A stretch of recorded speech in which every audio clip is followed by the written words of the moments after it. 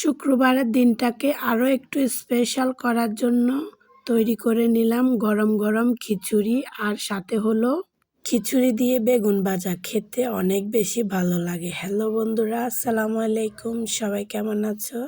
আশা করি সবাই অনেক বেশি ভালো আছো। প্রতিদিনের মতন আমি চেষ্টা করি খুব ভোরে ওঠার জন্য, আর ঠিক একইভাবে আজকেও খুব ভোরে উঠে গেলাম।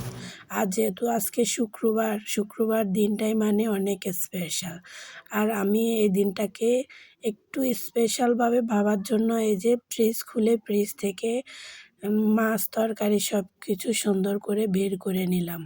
রান্না করার জন্য ঠিক যা যা লাগে তাই তাই বের করে নিলাম। এখনো পর্যন্ত বাজার থেকে মুরগি আনা হয় নাই। মুরগি আনলে তারপরে মুরগি কেটে কুটে রেডি করে নেব, আর যেগুলো আছে ঠিক ওইগুলাই নিয়ে ফেললাম। এই যে মাছগুলো সুন্দর করে ভিজিয়ে রাখবো যাতে রান্না করার সময় একটু আর্লি করা যায়। আমি সবসময় আগে এসে মাছগুলোকে বের করে নিই, যেহেতু আজকে মুরগি এখনও আনে নাই। মুরগি আনলে তারপরে মুরগিগুলো কেটে কুটে নেব। আর এখানে খিচুড়ি করার জন্য খিচুড়ির চাউল ডাউল মিক্স করে নিলাম, আর একটা বেগুন ভাজা করব। বেগুন সবাই খায় না, জাস্ট আমরা যে কয়েকজন খাই ওই কয়েকজনের জন্যই। সবাই আবার বেগুনিতে অনেক পরিমাণ অ্যালার্জি আছে। আমার খুব বেশি ভাল লাগে বেগুন ভাজা। আর এই যে এখানে আমি খিচুড়ির জন্য সব কিছু কেটে কুটে রেডি করে নিলাম, আর এই যে আমি খিচুড়িটা বসিয়ে দিচ্ছি। আসলে সবাই নিজ থেকে একটু চেষ্টা করে শুক্রবারের দিনটা একটু সুন্দর করে সাজানোর জন্য।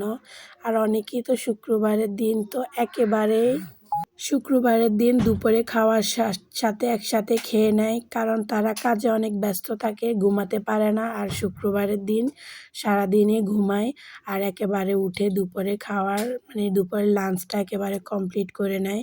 কিন্তু আমাদের ক্ষেত্রে একদম ভিন্ন। আমরা চেষ্টা করি শুক্রবারের দিনটা একটু ভোরে ওঠার, কারণ ওই দিন আমাদের বাড়িতে সবাই থাকে, মানে সকল পুরুষরা থাকে। তাই আমরা অনেকভাবে চেষ্টা করি যে শুক্রবারের দিনটা একটু স্পেশাল করার জন্য। আর শুক্রবারের দিন আমাদের ঘরে খিচুড়ি না হলে কেউ খেতে চায় না। সবাই চায় যে শুক্রবারের দিনটা অন্তত খিচুড়ি খাওয়ার জন্য। সেই জন্য এই যে খিচুড়িগুলোকে রেডি করে নিচ্ছি। এই যে খিচুড়ি সবগুলো মশলা যখন ভালো করে ভাজা হয়ে যাবে, তখন ওই তেলের ভিতরে চাউলগুলো দিয়ে ভালো করে ভেজে নেব লাল লাল করে, যাতে খিচুড়িটা ভালো করে সিদ্ধ হয় আর খেতেও যাতে একটু বেশি ভালো লাগে। আর আমি সবচাইতে ইম্পর্টেন্ট যে পার্টটা সেটা হলো খাবারের লবণ। আমি লবণ দিতে একেবারে ভুলে গেলাম। এই তো লবণটা দিয়ে ভালো করে আবার একটু নাড়াচাড়া করে নিলাম। আসলে মুরব্বিরা সবসময় বলতো লবণ না দিলে নাকি ঘিও মাটি, আর আমি তো লবণ দিতে ভুলে গেলাম। যাই হোক, লবণটা দিয়ে দিলাম, আর এখানে একটা ডিম গুটে ডিমটা দিয়ে দিলাম। আমি খিচুড়িতে ডিম দেওয়ার চেষ্টা করি, যেহেতু খিচুড়িটা সবাই পছন্দ করে। একটু ডিম দিলে বেশি হেলদি হয়, আর মুখে একটু টেস্টও ভালো আসে। ডিমটা দিয়ে ভালো করে নাড়াচাড়া করে নেব, যাতে ডিমটা ভালো করে সব কিছুর সাথে ম্যাশ হয়ে যায়। আর এই যে এখানে একটু গরম মশলা দিয়ে ভালো করে নাড়াচাড়া করে নেব।